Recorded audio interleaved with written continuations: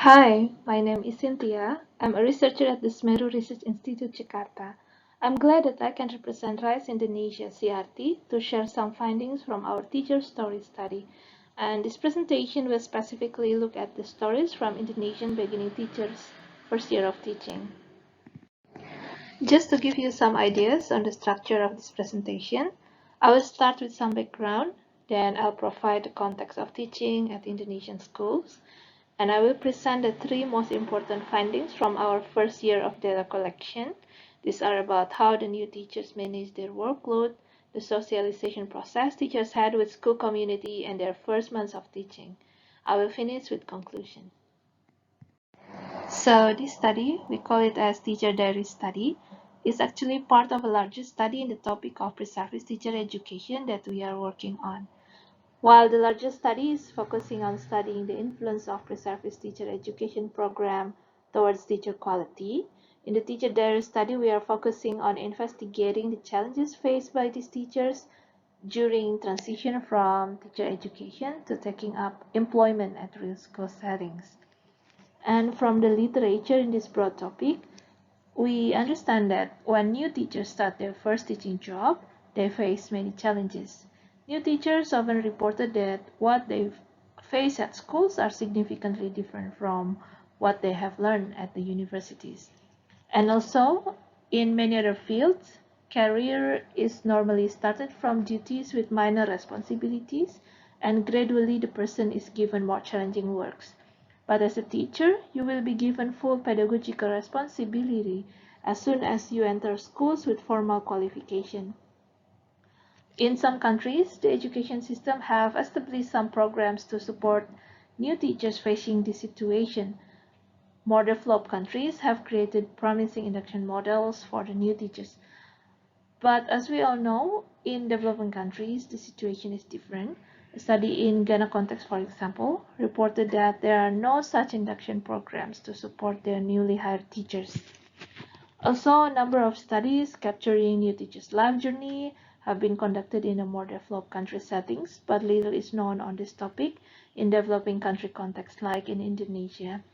Understanding the experience as well as issues and challenges faced by new teachers can actually provide us with valuable information on how we all can offer them with supports during their identity formation year to be an effective teacher. Well, to understand the narratives of Indonesian beginning teachers in their first year of teaching, we collected data from 16 primary school teachers who recently graduated from the Teacher Professional Education Program in 7 universities located in Java. The Professional Education Program is actually a one-year program teachers have to take in addition to a 4 years Bachelor in Education program. So when they complete the program, they will be entitled to obtain teaching certificate. The 16 teachers agreed to participate in this 2-year longitudinal study in which they are required to write bi-monthly essays on selected topics. In our first year of data collection, the topics are including motivation to become a teacher, understanding of good teaching practice, the job search process, how teachers manage their workload, how teachers socialize with school community, and how teachers go through their first months of teaching. In this paper and in this presentation, I only report data from the last 3 topics. And in the months when the teachers are not submitting essays, we interview them by phone. This is actually to elaborate or clarify information on their writing. Before I share the findings from the teachers' essays, I'd like to briefly explain the context of teaching in our schools. Of course, I can talk about how the becoming of a teacher takes place in our system from a lot of aspects, but I will just give you some very basic ideas about our existing teaching corps. So basically, we categorize teachers based on their employment status, whether they are working at public or private school. And if they're teaching at public schools, teachers will be further categorized into those who held civil servant status and who do not, or only working as contractual teacher. But despite their status, previous studies have shown that our teachers have issues in delivering quality education. Um, they suffer from chronic absenteeism, lack of mastery of the subjects, and pedagogical skills to deliver subjects effectively. And while our government addressed all these problems by increasing teacher salary, the performance of our teachers remains low. No improvement in competencies, regardless a much higher salary they receive. So how about our 16 teachers? Of 16 teachers, half were secured civil servant position in their first year of teaching. They can pass the government civil service recruitment process, while the other half were either working as contract teachers at public schools or at private schools. And how about their induction program? Is there any induction at all? The teachers at public school, both civil servant and contractual teachers, reported no induction programs at all. Often, they start teaching on the very first day of school. Teachers at private schools reported some induction weeks to give overview about school's environment and culture, as well as student characteristics. In all schools, public and private, teachers are responsible as the main and only teacher, responsible for all decisions to be made in their classrooms. Many teachers reported that they were assigned to do a lot of administrative non-teaching tasks, including school administrator who have to report school and teachers' activities, teachers' logs, through online portal system. And some teachers were also assigned to be extracurricular instructor and unexpectedly as vice principal. Remember, they all are in their first year of teaching. So why this happened? I offer you two explanations. First, school may think that all teachers are capable for their jobs. All teachers in our study were graduated from teacher professional education program, where teacher candidates had undergone a 1-year professional education in addition to a 4-year Bachelor of Education program. Some of them even had successfully passed the civil service and private school recruitment process. So all these makes induction seems unnecessary. But in the phone interview, teachers mentioned that public schools do not hold induction for new teachers, including those who have never attended the professional education program and the contractual teachers. And so I offer you another explanation, and that is schools just have difficulties in staffing classrooms. Some teachers need to take additional non-teaching jobs, meaning one person has to do 2 jobs at a time, let alone provide mentorship for a newly appointed staff, right? School has no resources to assist new teachers with class mentorship, and senior teachers just have no motivation to assist the junior members as there are no incentive for them. By incentive, I mean something like reduced teaching hours or the mentoring activities to be counted as professional development hours. In short, the current system has not facilitated the learning community to take place at our schools. Next is in terms of socialization with school community, including principals, senior teachers, parents, and students. Our teachers did not report any significant issues, but they underline the importance to maintain relationship with the principals and their seniors.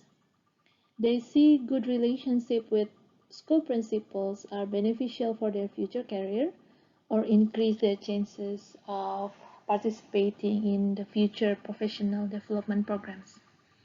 And also maintaining good relationship with their seniors is important because the young teachers need advice on how to survive at schools, and more specifically, contractual teachers see that good relationship with senior teachers are influential to their extra income. So, for example, senior teachers who receive higher allowance often share some of their earnings to low-paid school staffs, including the contractual teachers. And contractual teacher salary payments are irregular and are paid every 3 months. So the junior teachers usually help the seniors by doing their administrative tasks, which now often required to be submitted electronically. So the seniors are lack of ICT skills while the young are in need of more income. So the consequences is that the young teachers have to do multiple administrative tasks. The teachers did not report any challenges regarding the adaptation process in communicating with parents, while they think that maintaining good relationship with parents is important too. Many of them reported that they often communicate with parents in a less formal and friendly settings through text messages. And overall, basically the socialization process that young teachers went through in their first year of teaching have replaced their understanding of good teaching practice that they have learned in the university. So they used to think that students is at their top, should be their top priority, but now students become their least priority. So here I have a quote from one teacher. Sometimes I feel responsible for my student poor learning. I often sacrifice the quality of my teaching to do the administrative tasks assigned to me. Then how about their first months of teaching? Our teachers reported that they learned about effective methods in delivering a lesson from other young teachers through alumni forum or through internet resources. Very few teachers mention about learning from senior teachers. There has not been community of learning for teachers at our public school system. Our teachers also reported that amongst the major challenges they found during this time frame were students' misbehavior, student differences in academic ability, also the unavailability of school facilities. And many teachers reported that the unavailability of school facilities often affected on how they deliver their lessons, resulted in quite different type of lesson from what they used to deliver during their time in teacher trainings. The teachers also mentioned that in terms of developing lesson plan, they usually just use the ready-made uniform lesson plan collection developed by teacher working group in their district or sub-district. So according to the teachers, this practice is common as schools normally prepare lesson plans for the purpose of schools accreditation. So during the accreditation process, to maintain the school's quality assurance, the primary concern of the inspection is the format rather than the quality of lesson plan. Schools usually use this ready-to-use lesson plan produced in the working group. Teachers also mentioned that preparing lesson plan for the next day class is not the norm at public schools. Teaching is a half-day job in our public schools, and unless there are supervisory activity conducted by principals, usually once in every semester, teachers will unlikely to prepare a more personalized lesson plan. So here are my updates from the stories of our beginning teachers.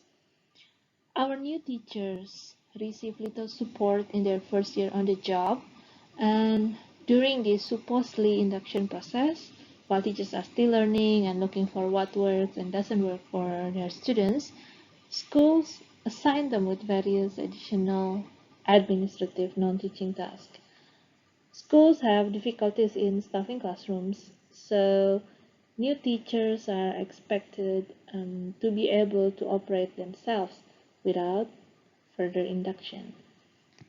And new teachers tend to demonstrate that they follow the existing norms at school that put administrative compliance over education quality. So our teachers tend to put administrative compliance as their top priority, and so put students learning at their last priority. The disorganization in this teacher orientation year is partially due to three problems. First is because teacher recruitment and deployment in our system are not based on local school needs, but more based on budget allocation. So, for example, the number of civil servant teachers to be recruited are determined by how much budget we have in a certain fiscal year, not based on schools need certain number of teachers. And in our public schools, teachers are categorized into contract and civil servant teachers, but there is no continuation from a teacher's previous contract status to their civil service appointment. Schools are always in need of teaching staffs, and very often schools do not have non-teaching staffs who take care of administrative matters at schools. This task is likely to be covered by young teachers. So we've been discussed about this, and we think that contract teachers or contract years could actually work as induction period, where new teachers are paid less but only have little teaching hours, so they have more time for learning, observation, and reflection.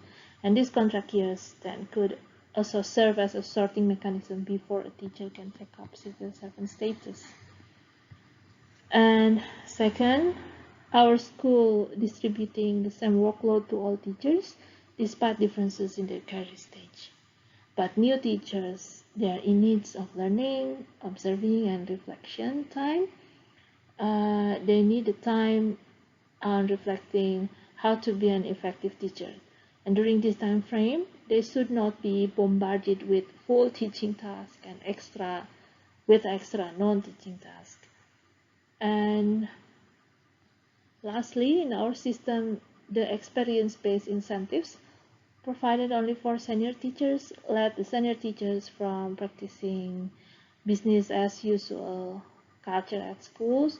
Then these seniors, despite their poor performance, will get double of their salary, um, while the young teachers they've done a lot of works, but they got very low salary. And in our current system, the teaching corps is structured to reward individuals who display loyalty, not individuals who demonstrate quality of teaching.